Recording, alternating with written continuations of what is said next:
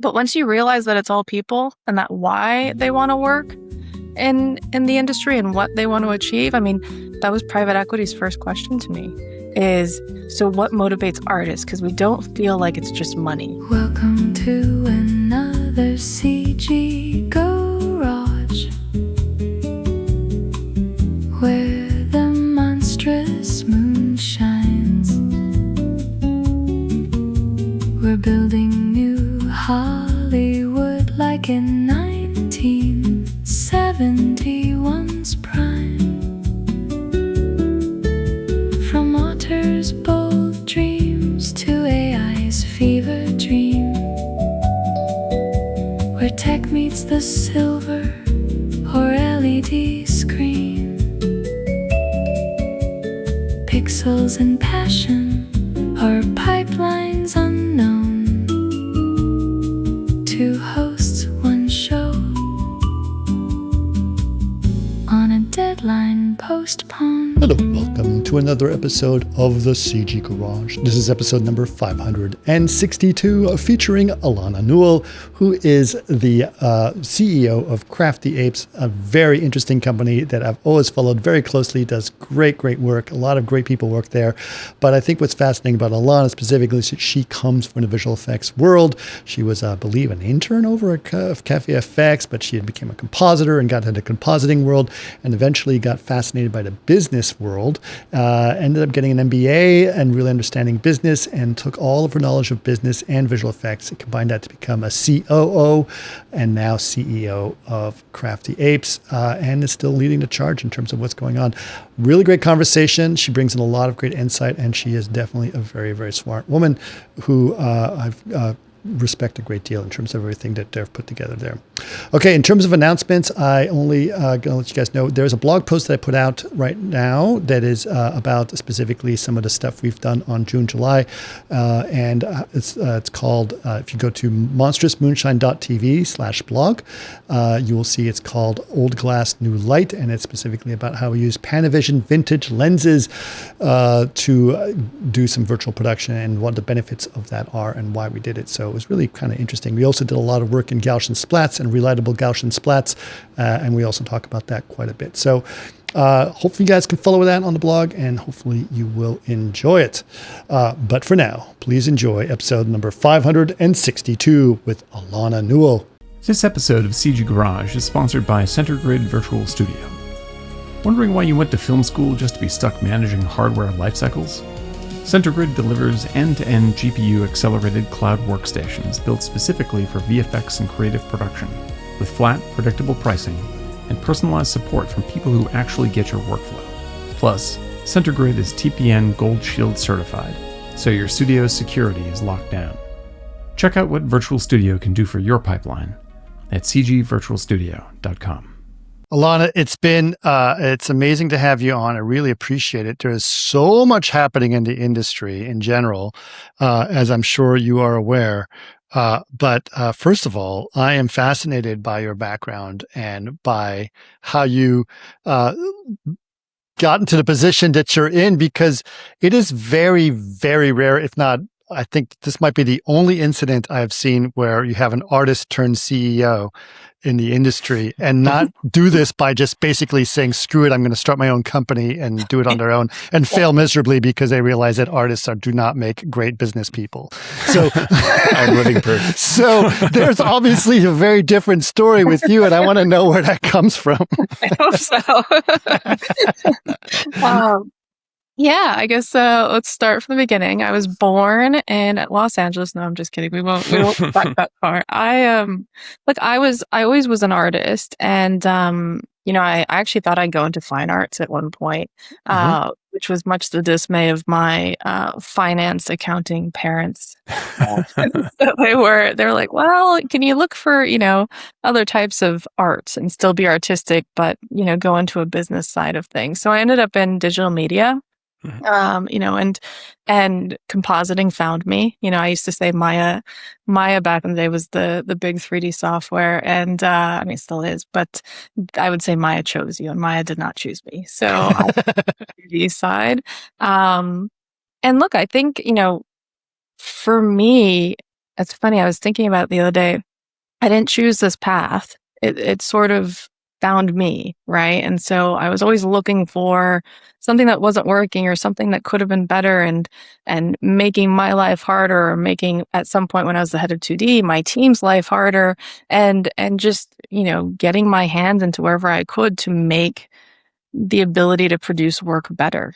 And then I eventually, I was asked to, at Rising Sun Pictures, take on what was essentially a COO role. It's not what we called it, but it was everything except finance and sales, and to roll into that position. And the reason I did it, I never intended to stay in management. The reason I did it, I was going to go be a VFX supervisor and do, the usual route, was compositing at the end of the pipeline was always getting pummeled. Right. And it was always sort of back ending into that department. And I wanted to fix it. And I fell in love with different forms of production management. I got really interested in, what did other companies, other industries use for production management? How could visual effects apply that and be more successful? Was it possible to reduce overtime? And ultimately I found that in a deadline-driven industry, overtime is always a factor. And there's overtime you cause, and there's overtime you have to respond to because things change, and that's how the creative process works. And so my goal was to ensure that we never caused ourselves overtime.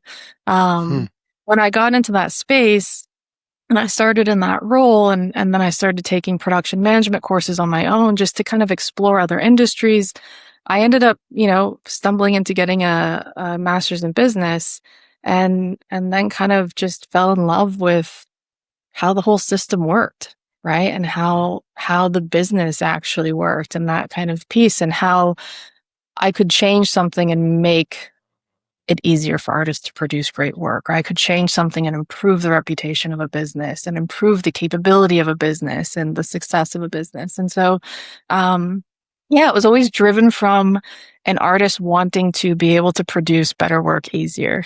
And I think at the heart, that's what every artist wants, is to produce great work. And I just sort of fell in love with that passion, and it took me through this way. Well, now I would like to just add for our listeners that I know what you just described, Alana, is like a business model that makes sense. And I just have to underscore that the reason why what you've done is revolutionary is because your revolutionary idea is, what if we ran a business well? And in VFX, that is extremely rare. Like, that is extraordinarily rare. I mean, you were trying to solve while everyone else is trying to solve what's a better script or what's a better pipeline. You're trying to solve how do I change to business? If you were to run this business as if you were trying to be successful and keep everyone who worked for you happy, what would that be like? Which nobody else in VFX seems to have answered before, but here we are. And when you really realize that the business is people, that's all, that is all of it. And it's relationships, and it's internal relationships. It's relationships they have with each other. I mean, if you ask an artist, it was funny because I joined Crafty when they got acquired, like just after they got acquired by private equity, because the founders were artists. They were actively in the business, and they would exclaim themselves, they didn't want to manage the business side of the businesses. They were really great, and they're still my mentors and people I look up to, and I call them for help all the time of, hey, can you come give me a hand with this and that? And they developed and built an amazing culture that I got the opportunity to try and retain and continue through what the industry's been going through. But once you realize that it's all people, and that why they want to work in the industry and what they want to achieve, I mean, that was private equity's first question to me, is, so what motivates artists? Because we don't feel like it's just money. I was like, oh no, you can throw the paychecks all you want. It's not money. It's relationships. It's being able to contribute meaningfully, and that your work inspiration too, right? And it's inspiration, and it's exploration. And we're not owned by private equity anymore, but that was an interesting perspective of you could throw a paycheck and it would last for a minute, but that wasn't going to create a great company. And a great there are plenty of ways to make money, but being in movies, you do that and being via visual effects. Like you do that because you love this particular form of art, and that's what drives you. And I think that I think you're absolutely right. Like that was largely forgotten for quite some time.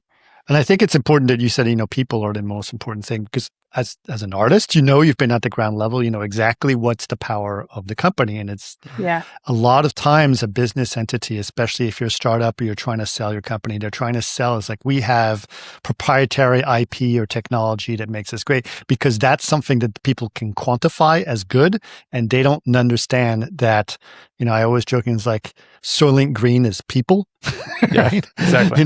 It's the secret sauce is actually the people behind it that make it happen. No matter how much technology you throw behind it, it's never going to be good unless there's a great artist behind it.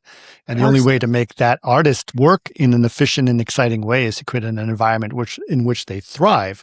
That's the important part of it, right? That's absolutely it. I mean, you'll get me going on for a while. Like two of my passions is that, and then operations. I love it, but now that is an interesting thing. Love as an artist, loving operations. Well, the thing is, it's pattern recognition and it's creative problem solving, but at a different scale. So it's not different from compositing, right? Like you're sitting at the end of the pipe and you're like, okay, if I get this piece here and I get this piece there, I can makeshift like deliver the needs for this delivery. And then if I can, if I can makeshift something here to hold the fort until I get my next piece. But you're always working with all these other departments, trying to organize a way for you to produce, the end result. And sometimes, lots of times things go wrong.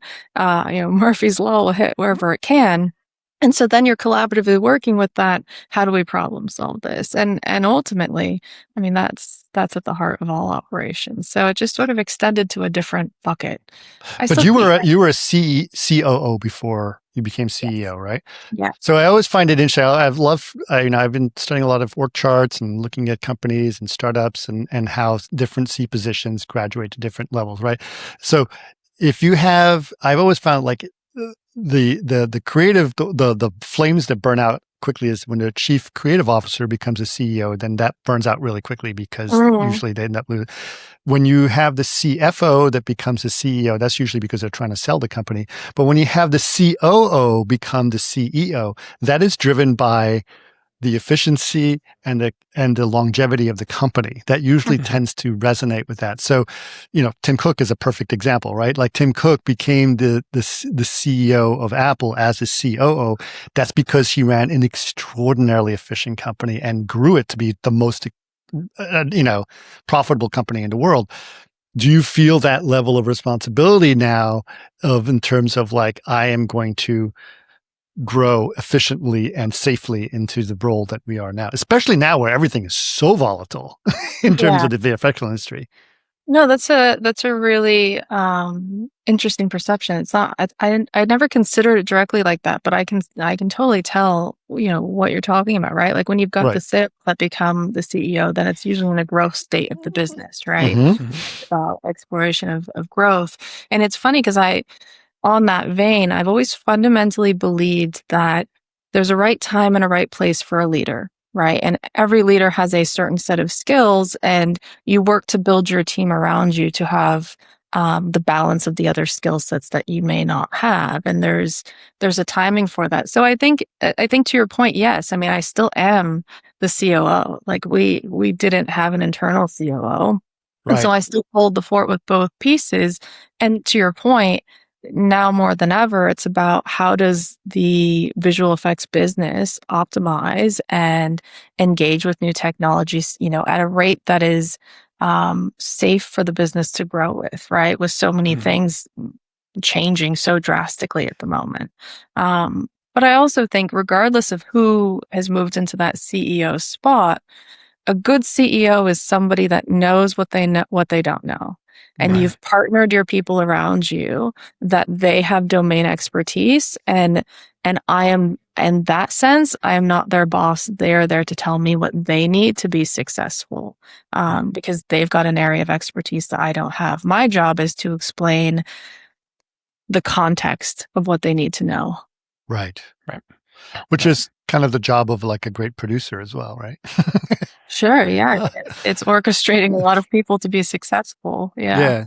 Well, because Chris and I talk about this all the time, that the great producers in the 1970s, when they were making all these terrific movies, like they are real, like they are themselves artists. Like the guy that made Jaws and Chinatown and all these unbelievable classic Godfather, like he wasn't like he wasn't thinking in terms of numbers or trying to crunch things from a business perspective only. He's thinking like, there's an artistic target that I have in mind.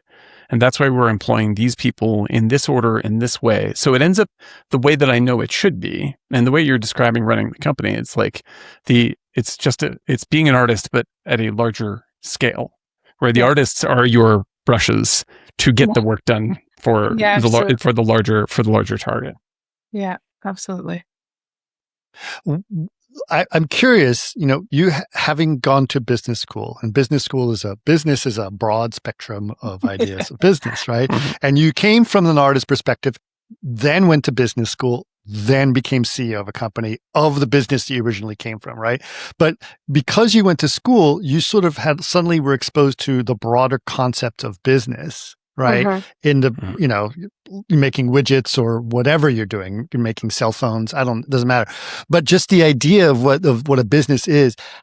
First of all, how different is the visual effects and entertainment industry compared to regular businesses? And then what are things that regular businesses could learn from the creative business that we're in as well? Yeah.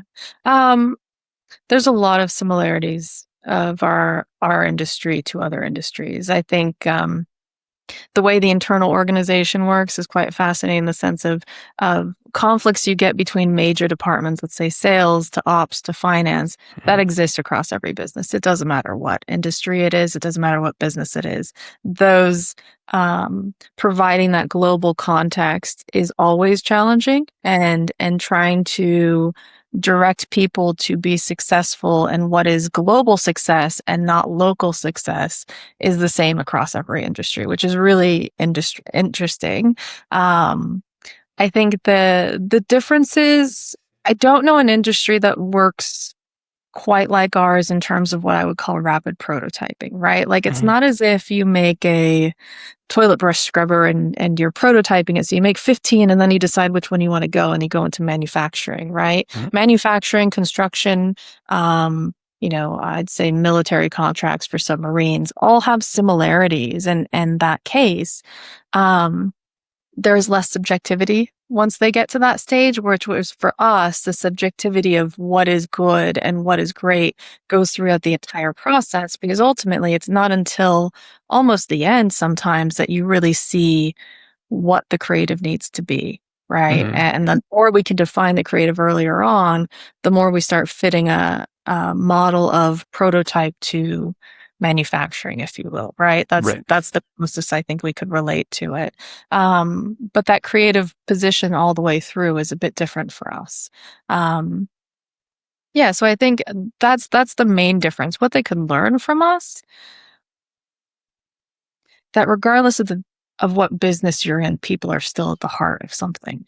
Right. There are still people there. And I think visual effects, because the industry is so small relatively, that relationships are always key and most important. And, when I joined Crafty, because I was in Australia for 10 years, I came back and there were people that I'd known here from when I was an intern at Cafe FX. Like we're talking long standing relationships that we just happened to circle right back to where we left off. And I think whether the industry is small or not, how you treat people and how you see them as adults and capable people that want to contribute their best is something that I think visual effects will lean on more because of where we've come from, but I think is beneficial to any industry.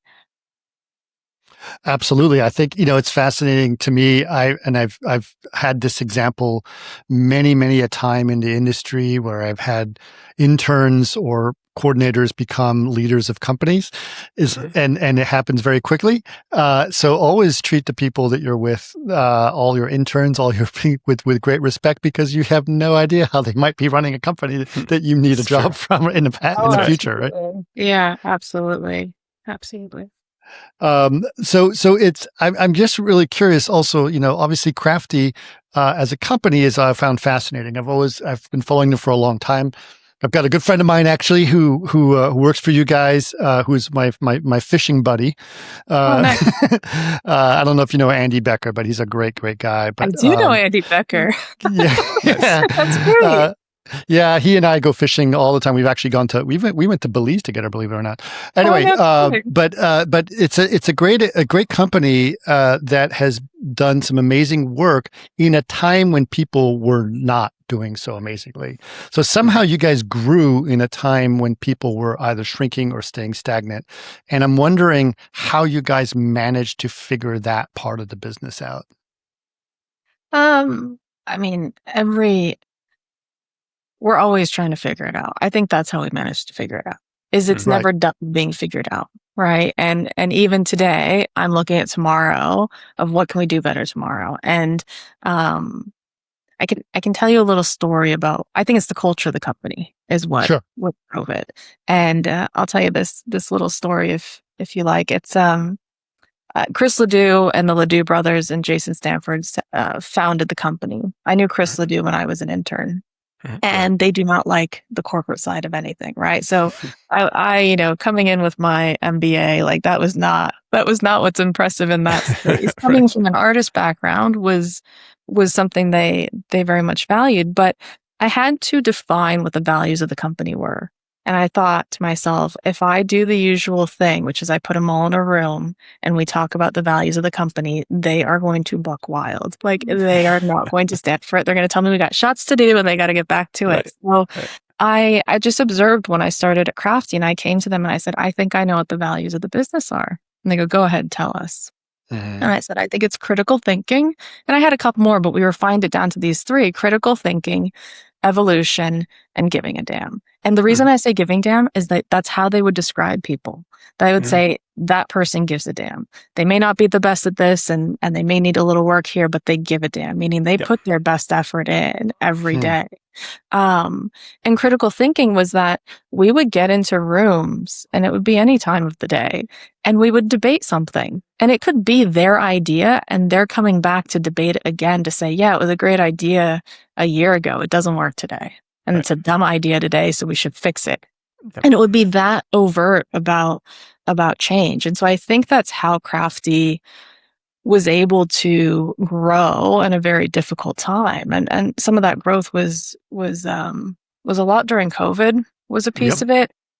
And it was being scrappy. It was being crafty. And it was evaluating where the change was in the industry and trying to position ourselves in the best place to capture that. And a lot of it, I tell you, I'd say more than 50% of it was giving a damn. It was hard work and it was working hard because we cared about the people around us and we cared about the work we produced. But you guys also really, really embraced tax subsidies, right? You guys opened up an office in absolutely every location that had a tax subsidy, right? So that was another strong business decision from the get-go in terms of how Crafty was going to work in there. Is that right? Yeah, it was. It's changed now. So we do have presence in lots of tax subsidies areas, but I think we've shifted to how many we put as the largest locations given what the industry is. But part of that is because oftentimes we're sole vendor. So we're with the director, we're on set in the location, we're present in that space. And because we aren't the largest, we need the flexibility to be able to show up where our clients want us. That's been a big factor of us. And I mean, that's the main piece is we're very agile. So if they need us to be somewhere, then we'll be there. Right. But being agile, that's the key, right? It's more about the agility rather than taking advantage of tax breaks in some ways, right? That is the key. That's right. That's being able to be present to where they have something. I mean, that's been a fundamental piece for us. Now there's a balance. to how Yeah. agile, the more flexible you are, the more expensive it is. And Mhm. so you really have to balance between, and even take new technology and machine learning and AI, like how much do you embrace it full stop, and how much are you, it makes you more agile, and being able to engage with it makes you more agile. But is it at a state that you should put all your eggs in there tomorrow? Right. Because it's expensive. Right. And so you're trying to balance those two things together and read the timing of those things. Let's talk quickly about that in terms of, AI, obviously, juxtaposed to everything you said about people giving a damn and being about people. There is a big movement, obviously, where everyone's trying to just replace people with AI in terms of a lot of stuff, especially in the artist side of things, which seems completely contradictory in a lot of ways. How does that resonate with what you guys are trying to do? At the same time, do you guys feel the pressure to have to be more efficient by saying, a lot of times people just put AI in front of something just to make it sound like they're doing something, as opposed to really doing anything real? I've seen it. The irony, of course, Alana, is that I've seen people pretend that they don't use AI when marketing does not want that. And I've seen people pretend that they do use AI when there's marketing for that as well. And the truth is, they're not necessarily using or not using it. They're using it when they need to, right? So Quicker, how do you feel about all this? Yeah, exactly. Exactly. No, you're totally right. That's exactly what's happening. And I'll tell you, there's been external pressure to do the same thing, but it would be so inauthentic to Crafty to not to do that, right? And so do we use AI? Absolutely. Do we find the right place to use it? Absolutely. There's a couple of things that are kind of like the pillars of what I go by, which is the visual effects pipeline is a feature of ML, or ML is a feature of the visual effects pipeline. It is not a bug. It is not the thing we're trying to remove to then shift into ML. We're trying to find a tool and utilize it to make us as efficient as possible and to produce work and to enable artists, back to the beginning, to be able to produce that work. Right.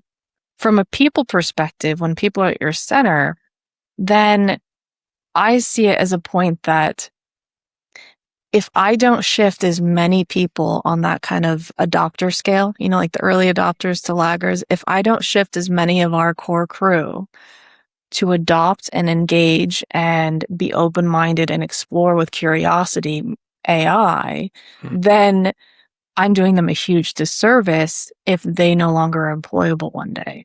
There'll still be somebody in the operating. There's still somebody making the creative decisions. There's still, need for artists. But if we don't shift them through, whether they stay at Crafty or not, like I can teach them that and they can go somewhere else. Fine, so be it. But I owe them a service to make sure that I am giving them an environment to engage in with that. And that doesn't necessarily mean that I am spending $1 million on training programs for machine learning. It means that I have crew that is sharing knowledge and exposing people and answering questions and providing use cases in production to apply it where appropriate.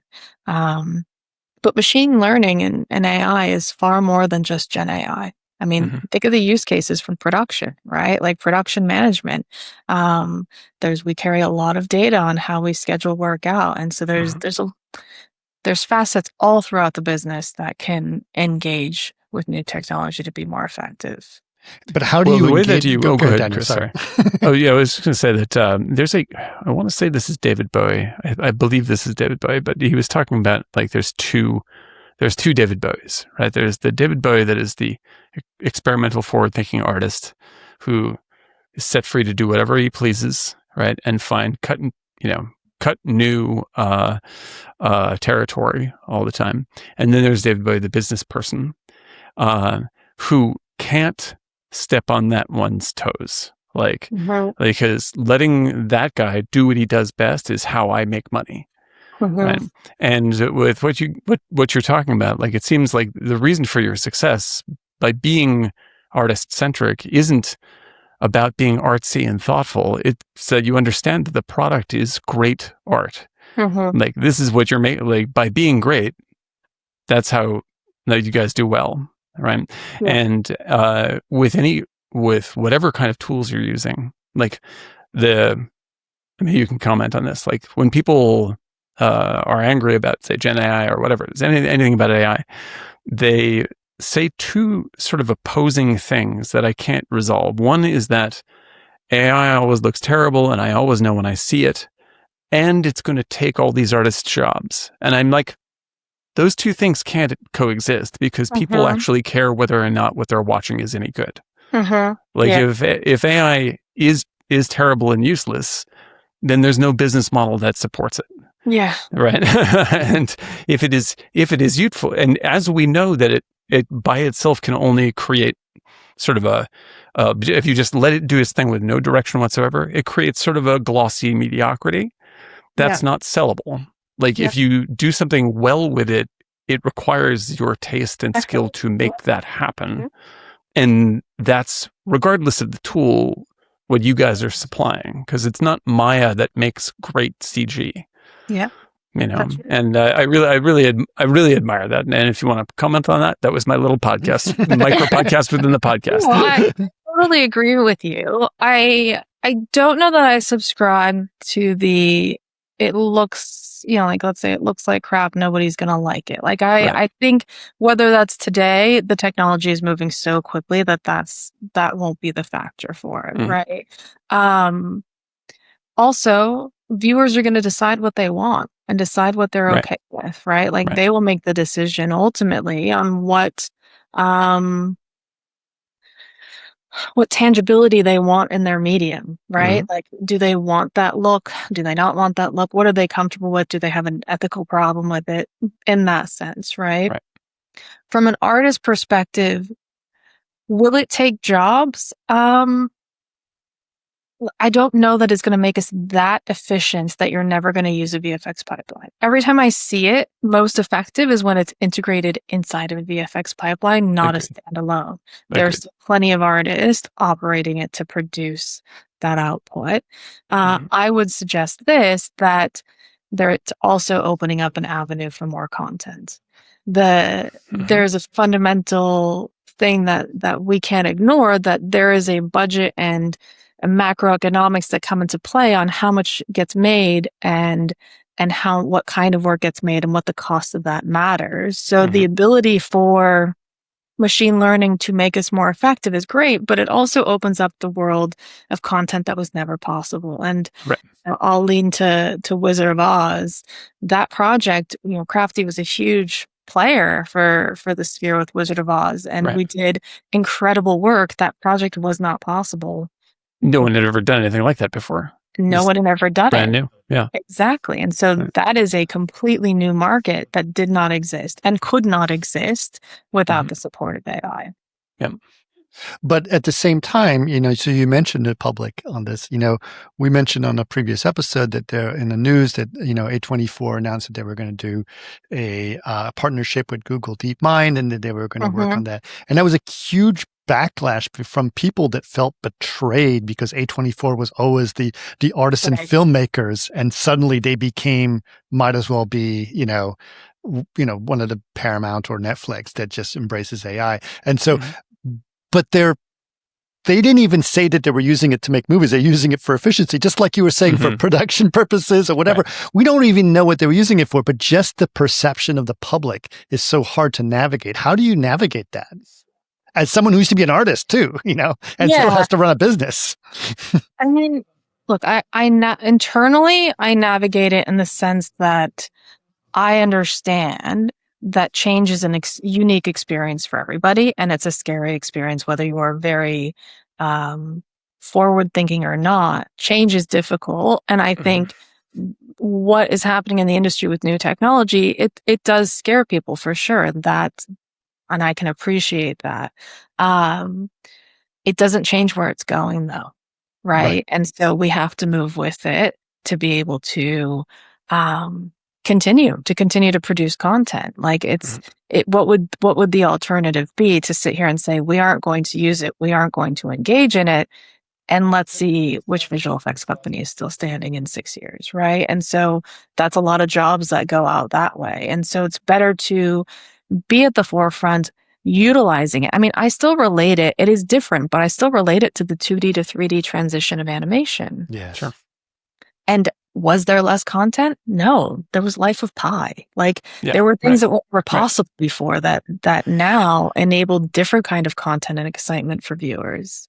Well, this is a very good point that I want to ask a little bit more on, because like I think that people, because the demand for content is basically infinite. Like there's just, like across every streaming service and movies and YouTube and Netflix and anything you can list, the demand is extraordinarily high, and the demand that it be good is extraordinarily high. Mm-hmm. Right. And like, I don't know if people understand that by operating this way, that's what pushes, say, I won't pick on any particular set of superhero movies, but say superhero movies have had a tough time.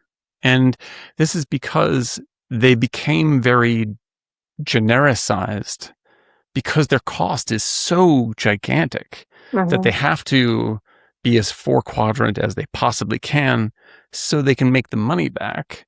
Yeah. But when you go that broad, people tend to, it's diminishing returns in terms of your audience because people don't feel like anything special is happening artistically anymore. Yeah. Whereas if you can lower those costs, then you actually have more creative risk room. That's right? exactly it. And when even if you were to say lower the number of artists that are working on a particular show or a particular movie, the demand is still so high that you, instead of having 1,000 artists working on one show, you can have 10 shows being made by 100 artists each. And like that seems like and they can all afford to be riskier, and they can all afford to pay people better because their footprint by themselves is smaller. That's right. So I feel like that there's an economic system that we can move into, that if you think the way that you clearly do, things can stabilize. Yeah. Because, prior to like when you entered the business, when I entered the business, like things were already bad, like, and they were getting worse. Like the visual effects culture was kind of a big burning circus.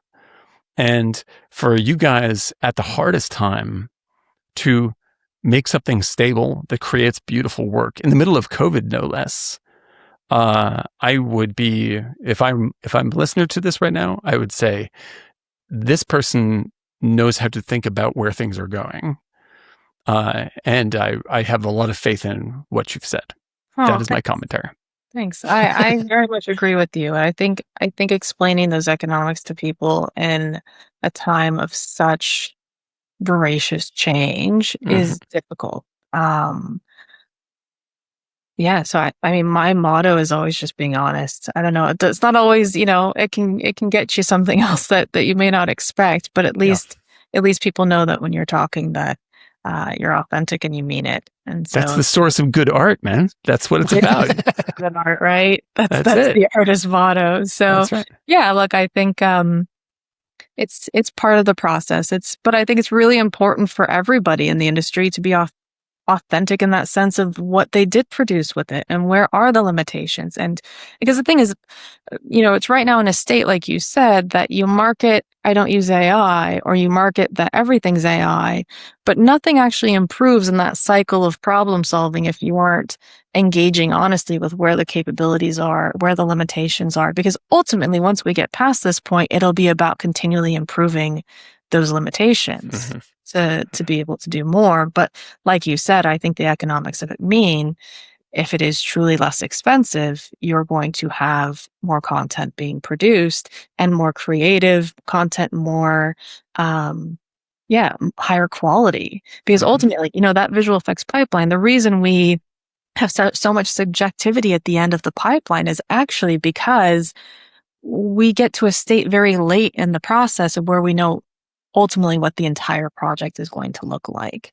And the faster you get to that idea of what do you want it to be, the more effective the entire process becomes. And machine learning has a lot to offer in that space as well, is maybe not even creating the final image, but helping define what the image should look like and what Getting the people to actually like solidify their vision as to what they want the earliest as they can in the process That's saves a right. lot of time and money. Yeah. And that's ultimately what we try to do with visual effects all the time is how quickly can we produce something that allows our clients and directors to make creative decisions, Yeah. because they have something to look at. And the negative example is that because I feel like the way that like for instance, like with the advent of computer, like CG, and how that changed things, is the way that was used was to sort of, so obviously change the world of visual effects, Jurassic Park style, but ultimately studios took control of it to push creative decision making to the end of the line as much as they possibly could. Because right? it was visible change. Yeah. Yes. Yeah. And that's what makes things suffer.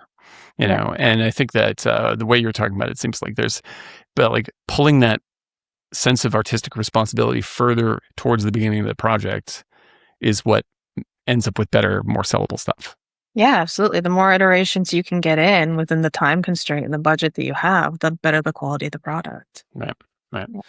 If it's okay, I'm going to change the subject just slightly, but I'm curious, you guys have always been very diverse, right? I've seen you guys work on really big things and really tiny little obscure things all over the place. You guys will say you guys will work on anything, right? And I know like some big studios, like I'm not only going to work on, if it's less than $100 million budget, I'm not going to work on it, right? And so, but you guys have always very diverse. Right now, we're at a moment in the film industry where you're seeing very interesting low budget things being made, very interesting things done for very little money, and obviously those projects still need visual effects help, still need consultation, still need some ideas, and you're also having a level of filmmaker that might know what the hell they're talking about in terms of CG because they've been trained in this stuff. You might have someone like, the director of Backrooms who's a big Blender user, right? And so how do you feel you turn out to be as a visual effects vendor to that type of filmmaker and that type of budget and those types of movies today? Do you guys see a trend that you guys are going towards in here? Well, first of all, I appreciate you recognizing that we do such a wide range because that's the goal. That's actually part of our specific business model. And look, some of the larger studios have a very different business model, and that's not something I can even begin to compete with, right? Like it's a whole separate piece. To your point, I think Crafty is perfectly positioned for that kind of work because we do so many of those shows where it's our creative partnered with the director and it's partnered directly with the studio. And we're there to understand the entire piece from beginning to end of what the point of the story is and to partner with the director, whether they are, seasoned visual effects artists themselves or, it's not in their forte, not interested in it, to guide them through that entire process and ultimately marry up visual effects to what the story needs and be part of that. Like it's a really awesome position for us. And I think it's a huge opportunity that is part of why we retain that kind of work. So even when we do the bigger projects, when we did Wizard of Oz or won the VES Award for The Residents, those were very, much larger projects than our average. It's still very important that we retain those pieces, even to the extent that we'll get a call from our favorite clients that were some of the first clients of Crafty and say, hey, I got 20 beauty shots and, this one difficult shot. Can you do it? And can you do it in 4 weeks? And you're like, yeah, absolutely. We're still that vendor that I don't have a pipeline that's going to take me 6 weeks just to get this started up. Right. And so that's a really important piece. And that's what I mean about that agility is to still meet the demand when it arrives and have the right crew.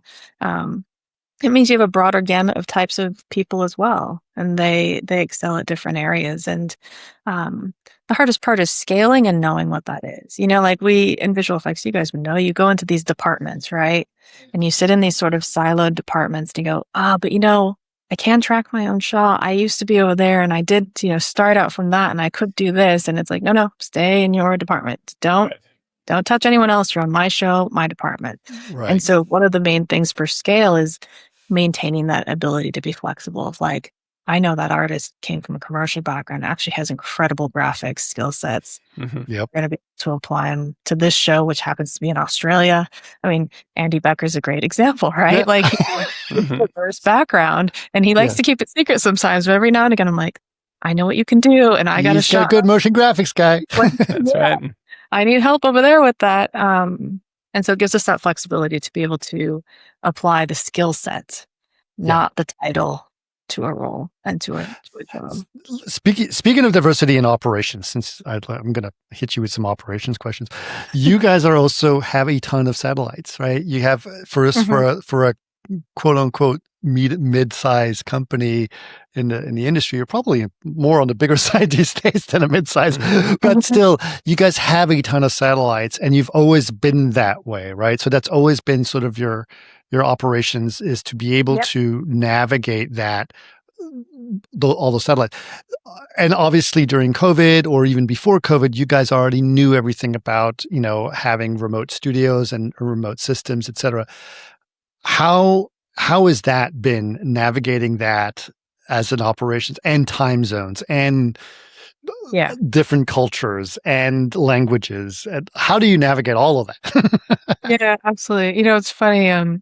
The best way to get me to sink my teeth into something is tell me I can't do it. And the only thing that I'm still trying to solve is time zones. Like, how do I change the time zones? Like, would you stop the Earth from spinning? It would be great. It's still a fixed problem. I can't seem to change the speed of rotation in between. So look, I think it's definitely challenging to have that many offices and to coordinate between all of them and to organize them all. But it was so ingrained at an early stage in the business and how they operated that it kept as an informal relationship. And then we've worked on creating that more formal relationship. So one of the main things to having this many offices, and you would know if you worked at a company that had more than one office. So there's a lot of times internal competition between those offices. And one thing that's fascinating is the strengths of the different locations. And it's fundamental to how they started, right? And it's fundamental to like who founded that location, where did the visual effects artist originate from in that location, what kind of work did they used to do? So they all have their unique skill sets, but ultimately there is like a drop dead rule with me of like, we do not compete local offices. It is one company, it is one P&L, and you can easily tank the company's P&L and make your office look good. There are ways that you can do that. And ultimately, that's not what their motivations are. It's really about one company. And so with that, you're able to shift work very fluidly. I mean, and it actually makes it a huge difference in the sense that, let's say one office runs into trouble and is in overtime. My thought on that is if one office is in overtime, we're all picking up a piece of it, because the farther I can spread that, the more I can reduce it to as much as I can, right? It's not always possible. But ultimately that's the goal. And so whenever time zones work on your advantage a little bit, then they work to your advantage, right? Yeah. And so, my objective is first things first, we walk in the room, it's only one company. And there's one framework for culture, and then we maximize the strengths of each location and we play to our strengths and our differences in that sense. It's a little bit harder for me, and it's a little bit harder for my global head of production and the heads of studios, but ultimately it makes it a more effective business. And we didn't start the business so that could be easy for me. We started the business so that we could produce great work. So. In a previous life, I worked as an architect, and I worked for Gensler Architecture, which is the largest architecture company in the world.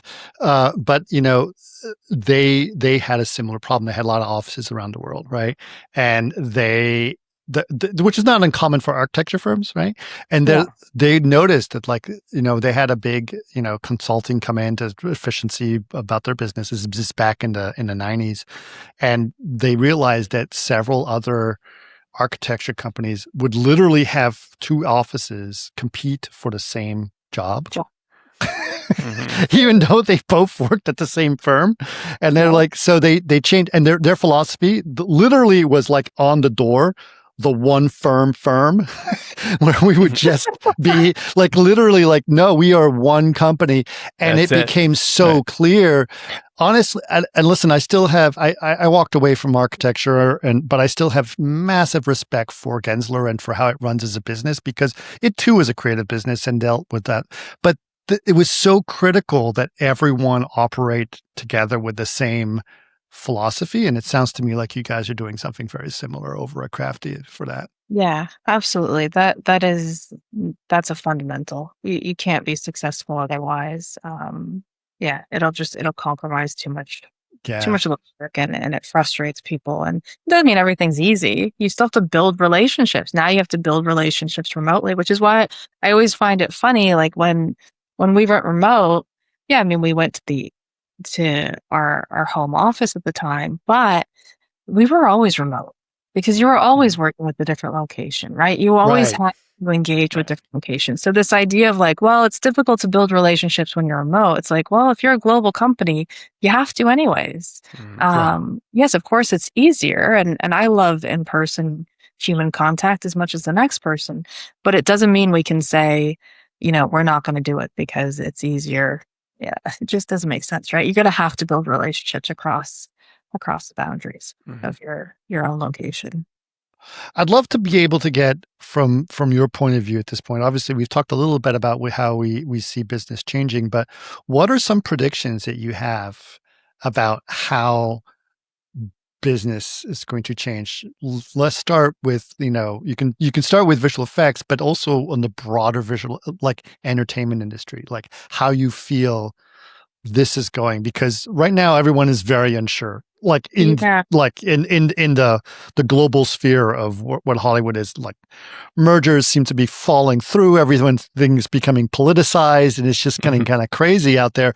And somehow the AMC and the movie theater industry is booming, which is completely contradictory to what everyone is saying about Hollywood, right? So what is your prediction about where this is going as a business and in general?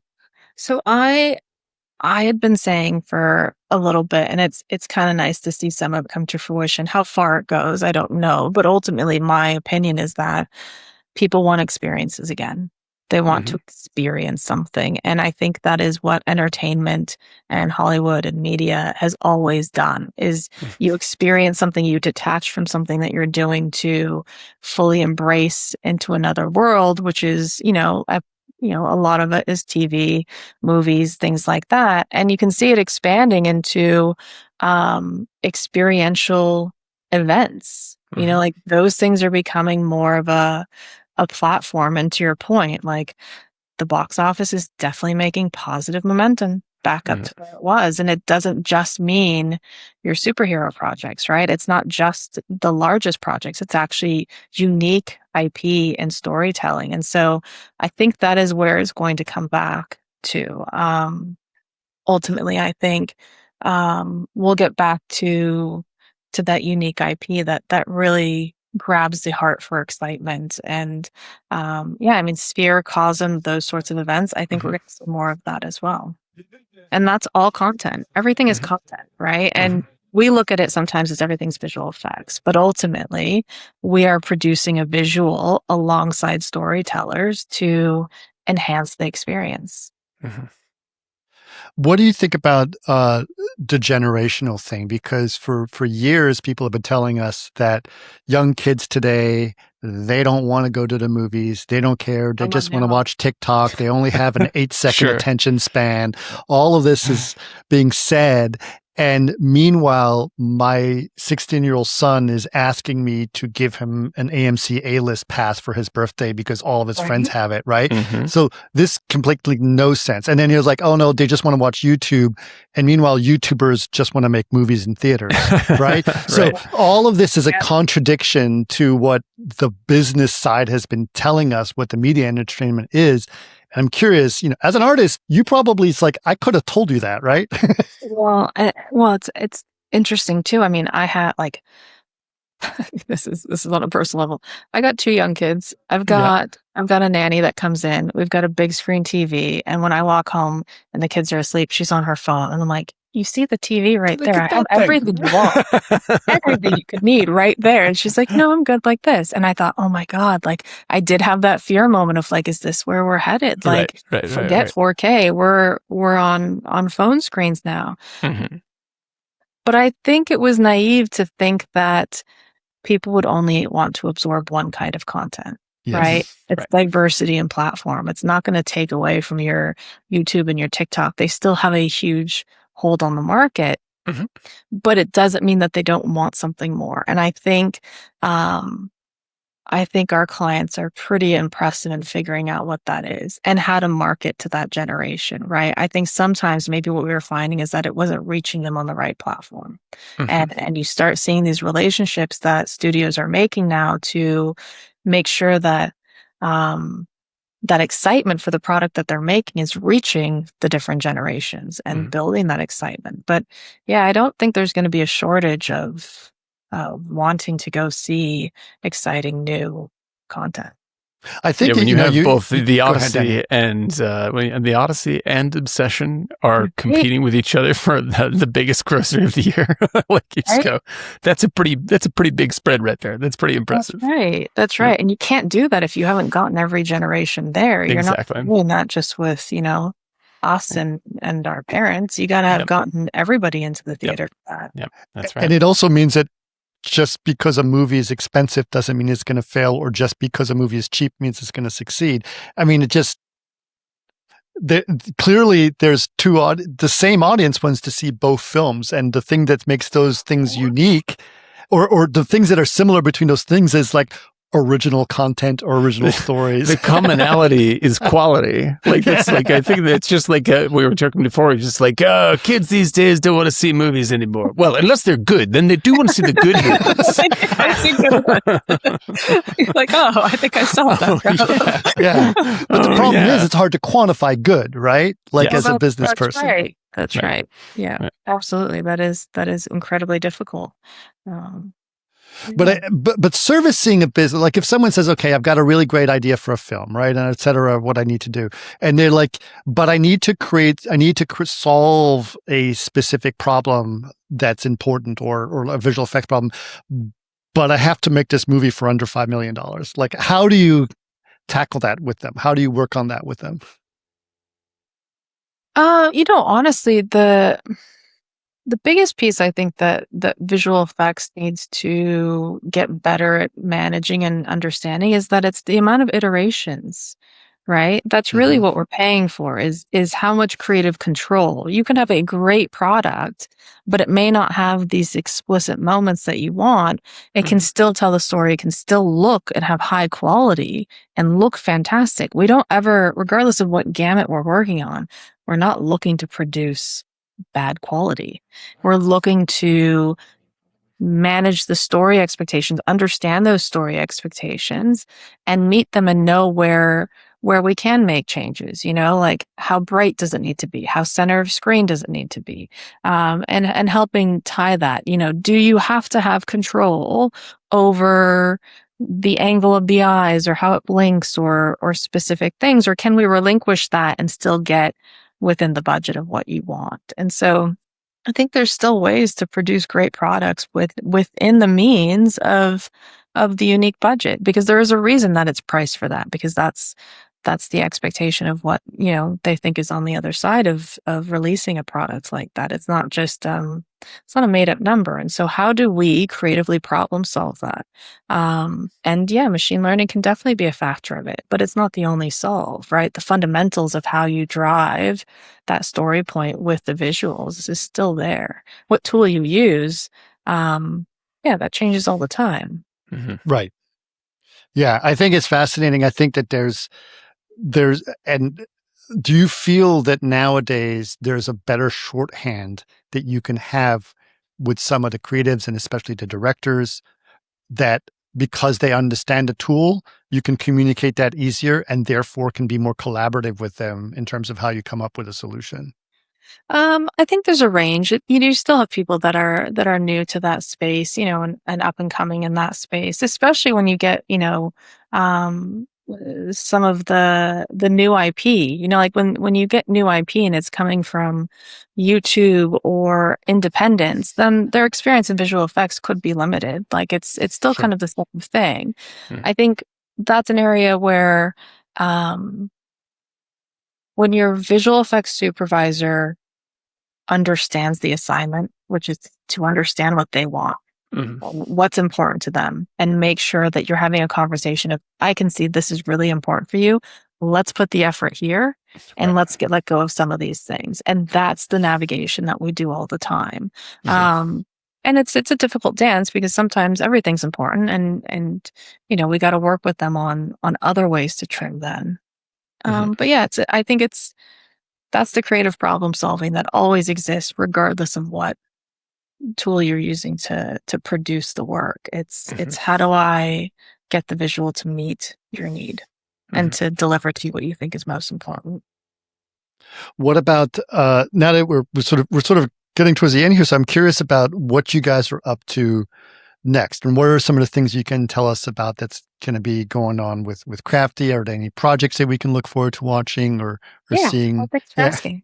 So obviously we've got Australia, which is it's been a natural extension for me to sort of go full circle and set that up. And with amazing people that when I was a comper were some of my mentors that are building that office, which is really exciting. We are working on Jumanji. And so we've got that to look forward to, and that's going to showcase some of our best creature work. We've been really getting into our creatures and environments. I think those are the main ones. I mean, some I can't tell you about yet, but they're really cool. I'm sure there's always things you can't tell us about. So that's those are the ones that come to my head first. It's like, wait, let's go through this list. Yeah, no, absolutely. It totally makes sense. Well, listen, it's been amazing to have you on, and I'm so glad we were able to do this. I've always been really a champion of what you guys are doing, and I'm very curious about where you guys are going next. So, definitely keep us posted. And if you guys have new projects that you want to tell us about, let us know ahead of time so we can record them. Absolutely. Actually, I'll tell you as well. If you haven't seen it yet, it's not brand new, but They Will Kill You. That's a really fun film. This has been recommended to me 5 times in the last week, so I'm definitely doing that this week. I think you'd like it. It does practical effects. It's got a full CG creature, talking pig head. It's fun. It's a really You had me a talking pig. I mean, it was great. So it was a good one. For sure. Excellent. Well, thank you so much, Alana. That's a great recommendation, and congratulations on the amazing work that you guys have been able to do at Crafty. Yeah, amazing stuff, and I have to compliment the painting behind you is also amazing. Oh, thank you. That one's not mine, but it's one of my favorite artists, Dutch artists. But yeah, thank you very much, and it was a pleasure talking to you guys. You're a lot of fun. Oh, so, right on. Same. Thanks so much. Keep in touch. Thank you. On a deadline postponed.